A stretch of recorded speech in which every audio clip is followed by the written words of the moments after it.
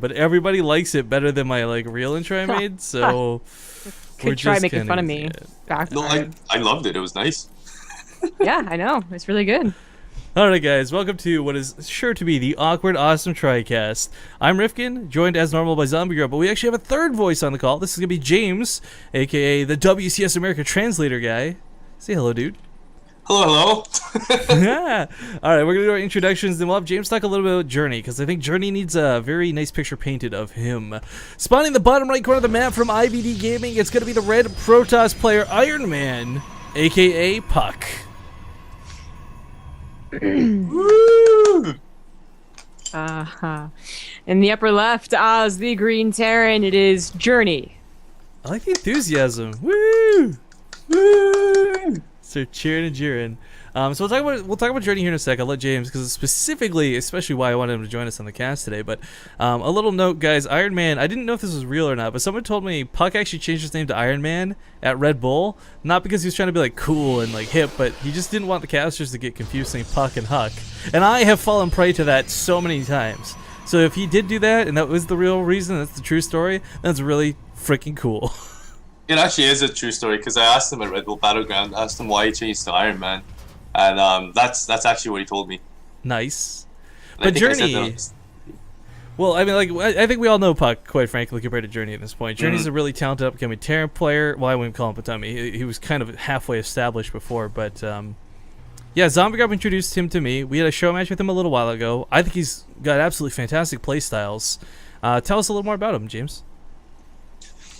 Journey was a former SKT Telecom T1 player, but I don't know if you guys all watch Pro League, but as you know, the SK Telecom has a very, very strong lineup with, you know, Parting, Classic, Sulky, and everyone.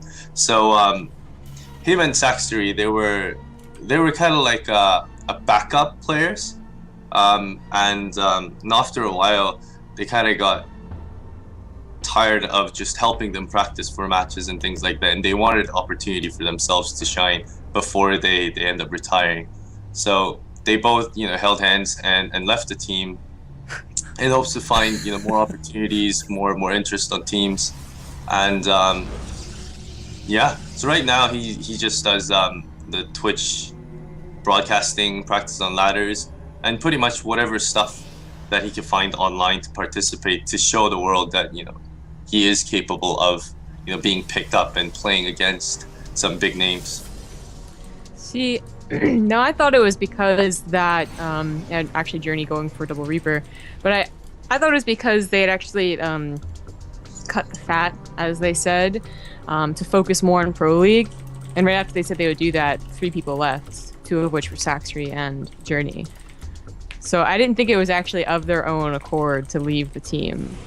But they were just like a lot of times when players leave the team, it's I guess there are some half and half where either they don't have the opportunities to play, you know, represent the team and stuff, or they just they don't really get kicked out of a team. You know, if anything, they'd receive an offer that they're not 100% satisfied with, which will eventually end up to leaving of a team. But Journey and Saxtery's case was that they were just pretty much a practice partners in the team, and they wanted more out of their Starcraft 2 professional gamer career. Well, pretty, I don't know, about standard as it gets here for openings. I mean, except the 2 Reaper opener. well, the Double Reaper opener versus Protoss is a little bit odd. So I was talking more about puCK, looking directly at his base. You know, go for those faster Colossus, but I say standard, and this is what I was kind of waiting to see if a Warp Prism was going to come out. Yeah, It's the exact same thing he did at the Red Bull Battleground. Yeah, against but here's the thing. Like, this isn't necessarily a troll build. In fact, this is probably what puCK is best known for. I actually cast a game where puCK did this versus Bomber. Bomber agreed not to build any Vikings, if puCK agreed not to build any Oracles. This is just like a random ladder game. So, I'm not surprised to see this come out here. This looks trolly and it's kind of silly, but what's really frustrating is this can and sometimes is effective. This is like, you know...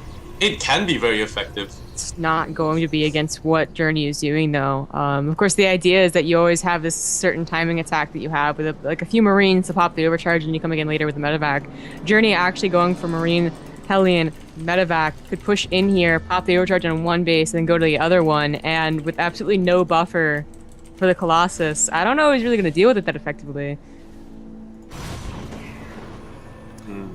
Well, he pushes back the first couple of Hellions here. The Colossus, okay, so here's where the advantage comes in normally, guys. You know, Marauders and such are what you make to start shutting this down, but the Colossus jumps in and out of the Warp Prism, thus juking out the shots. Marines don't work like that. Marines are going to get to connect. The Warp Prism is going to give the Colossus significantly more mobility, but Zombie Whip's kind of right. I don't know if this will work. A Photon Overcharge will help at the start, but the dropping the main...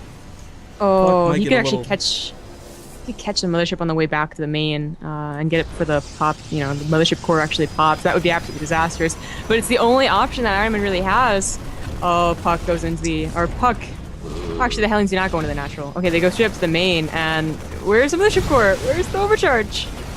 Overcharge. 5 seconds. Oh, he used it on the natural, so that's where the Hellions left. Oh, he does bring back the Colossus. He gets picked up. He sees it. You know, 10 probes went down with that too, so that's pretty nice drop. The Colossus coming back, I mean, it's...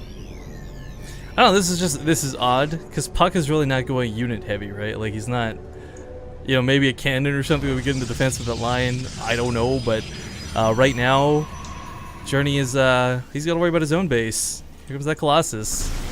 Yeah, okay, he has to pull his SCVs. He doesn't actually have enough ground units, but he has a Marauder or two coming out, and that's really all you need is a Marauder or two to take care of a Colossus. And a Viking, of course. This Viking's gonna help a lot. This is...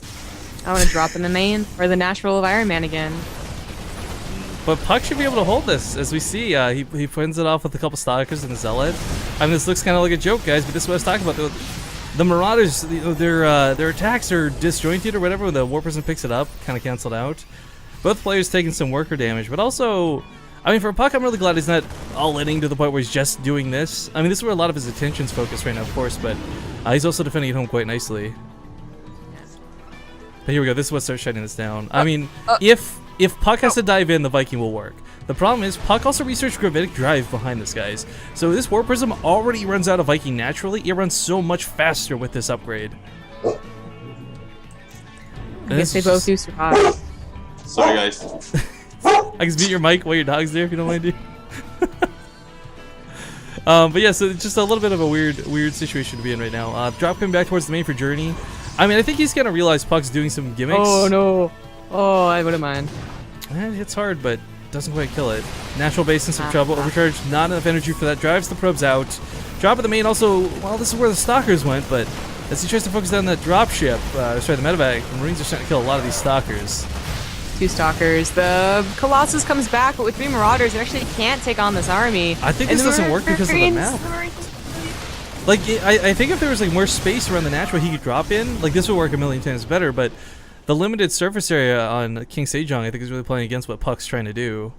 I mean, this is cool. I applaud it, but it's not the late game play, right? It doesn't work against someone who does anything but the ordinary. Like, you know, if it's the usual 7-8 minute pop of the overcharge, well, your Colossus is already over there dealing damage at a perfect time, and you pop the overcharge and you're fine. If they have a medevac, you're not fine. Like any medevac drop whatsoever, even like a Widowmine drop, you're not fine. And if that is the case, and you know, only puCK's really gonna be able to tell us like this is hard counter, this is not a hard counter.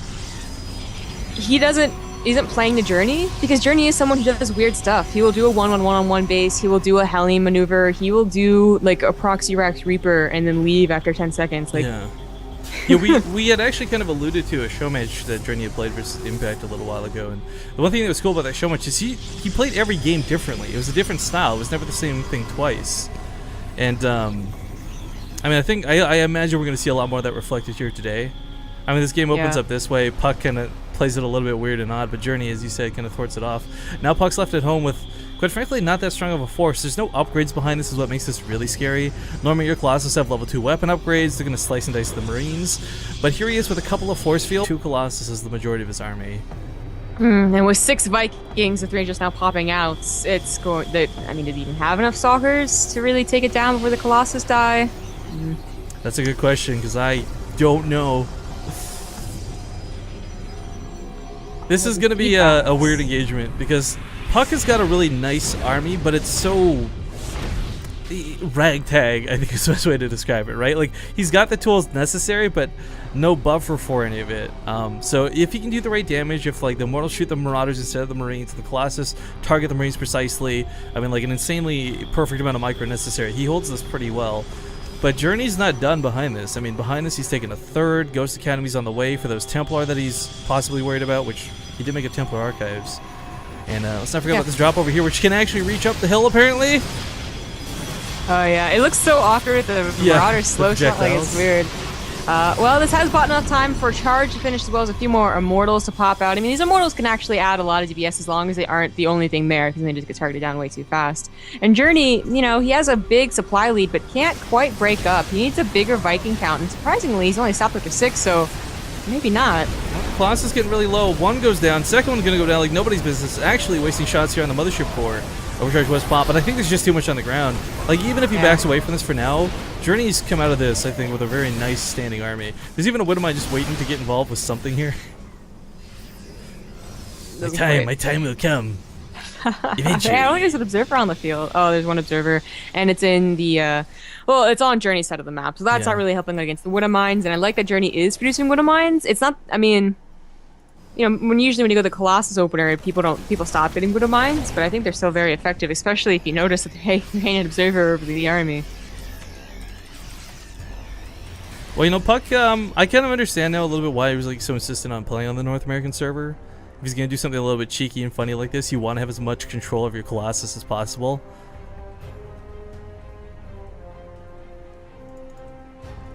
But yeah, his army withstanding is not the greatest, and I'd say this is primarily just because of the upgrades.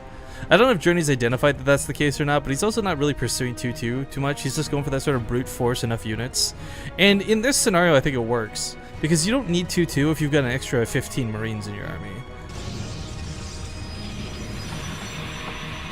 I don't know. I think puCK's best option is to try and hold off on a third for as long as possible and hope for a miraculous engagement with Journey already making, you know, Ghosts for EMPs. There's no surprise anymore. There's not having too many Colossus versus too little Vikings, and the same for Ghosts and High Templars. That was kind of an awful EMP. Like one Zealot, sadly. Of course, you want to blanket the Immortals with that win where you can. Or not the Immortals, but the Archons. Oh, these Zealots. Widowmine actually works as an EMP, though. One of the Archons goes down here pretty quickly. Now there's an Observer out here for puCK. Sadly, Storm is so close to finishing. Not quite here yet. The Vikings didn't even on the action as well. The Archons go down immediately. The Mortals soon to follow. All right, Journey's going to take game number 1 here, guys. And